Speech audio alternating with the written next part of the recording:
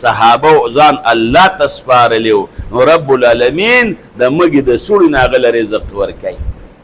نو که ځان د رب العالمین ته وسپاره د داسې طرف نه به د رب العالمین رزق درکړي چې ستا په ګمان کې به هم نه تېرېږي بلکل ګمان کې به دې نه تېرېږي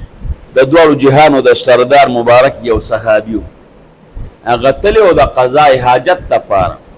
په ځان باندې د پاسه څادر اچولې ده او دسماتي ته ناست یو مږه د سوړي نه راووته یو دینار د سرو زر روپۍ یې سوړي ته وردننه شوه او د سرو زرو دینار یې په خولې کې نیولې دی د سوړي نه یې روغ که وراله دې صحابي ته یې مخې ته وغورځو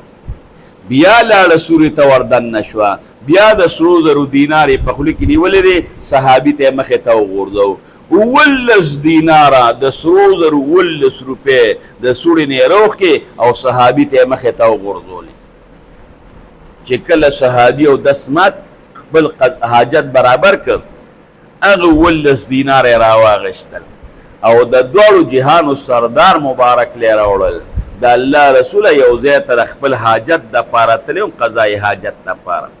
مګه سوړي ته وردننه شوه یو دینار یې روغ که ما ته یې مخې ته وغورځو بل دینار یې روغ که ما ته یې مخې ته وغورځو 19 دینار یې د الله رسوله روغ کړل ما ته یې مخې ته وغورځول ما راواغېستل تاله راغلی یم چې دا ماله جایز دي که نه